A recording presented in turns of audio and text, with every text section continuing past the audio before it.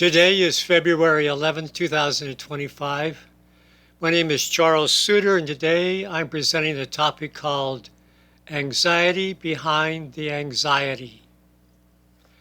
I have a couple of reference sources for you. Number one is QBQ, which is the question behind the question by John Miller. And also, for those of you who might be religious minded, Seacoast Grace Church has a great sermon on this topic.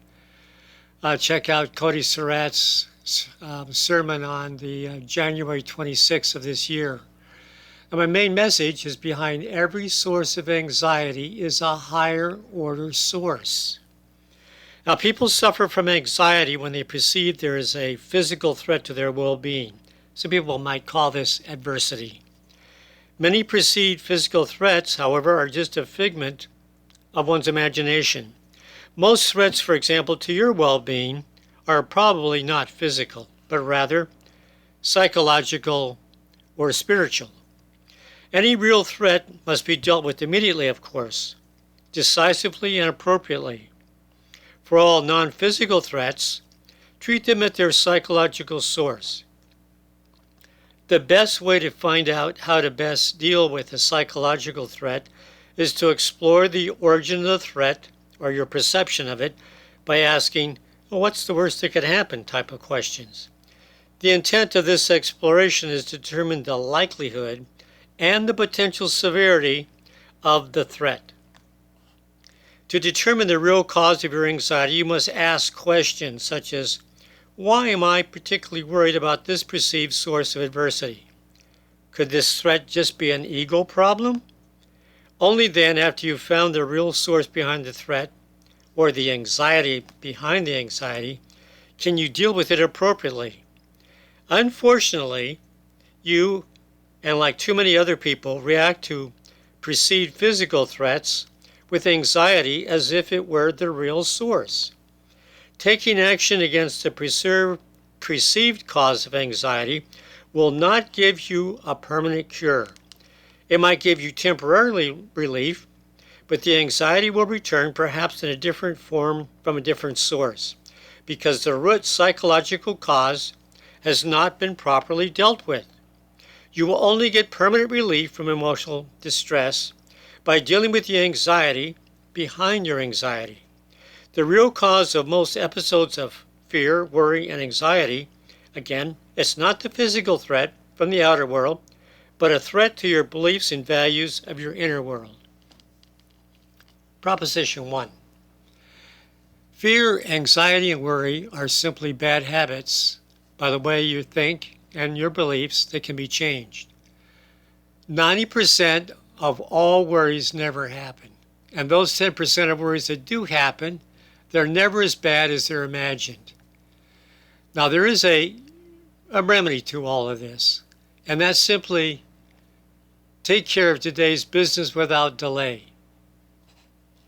Fear, worry, and anxiety are often due to habitual thinking patterns based upon the triggering of irrational, erroneous, and distorted beliefs. What you believe may just not be true. These improper beliefs have been conditioned from past traumatic experiences that have not been properly processed. And now these beliefs are hardwired in your subconscious mind. If you have habitual worries that never seem to get resolved, then you're most likely dealing with a psychological or spiritual problem that can only be resolved by changing the beliefs behind the way you perceive and interpret events in your life. If you make a habit of taking care of today's business appropriately and without delay, then you're likely to not suffer emotional distress. You'll have a rational mind with fewer life problem causing stress and concerns. Proposition 2. Fear, worry, and anxiety seldom help reduce the cause of fear, worry, and anxiety. Obsessing and ruminating about future events that may or may not happen, remember 90% of them don't, is not helpful.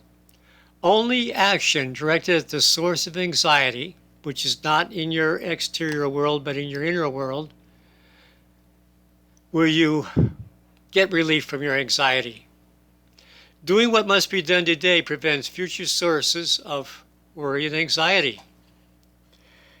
Again, irrational, erroneous, and distorted beliefs are most often the cause of psychological worries and anxiety. Many people, probably yourself as well, cause their own and your own distress by the way they perceive and interpret real and imagined events. Their existing beliefs are defective, causing them to misinterpret the reality of their circumstances in a way that hampers how they deal with it. Instead of dealing proactively with real sources of adversity, improper beliefs and habits will guide you, and a lot of other people just like you, to respond with ineffective fears, worries, anxieties, leading to inappropriate actions that only serve to make matters worse. The best way to deal with your fear, worries, anxieties is to recognize these emotions as a signal for you to deal with your feelings appropriately and take timely action, but only after you have investigated the legitimacy of your beliefs behind them. Proposition 3. Here are some key facts about worry and anxiety. The real cause of fear, worry, and anxiety is not the perceived physical threat. Again, 90% of them are not real and imagined and never going to happen. The root cause of all fear, worry, and anxiety is ultimately psychological and spiritual. Now, once you seek and you find and you fix the root cause, you will eliminate the root sources of fear, worry, and anxiety.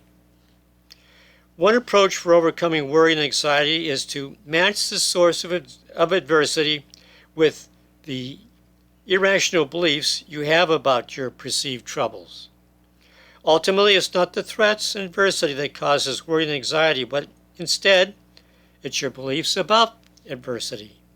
Some categories of erroneous thinking are these. I'm going to list them quickly, see if any one match.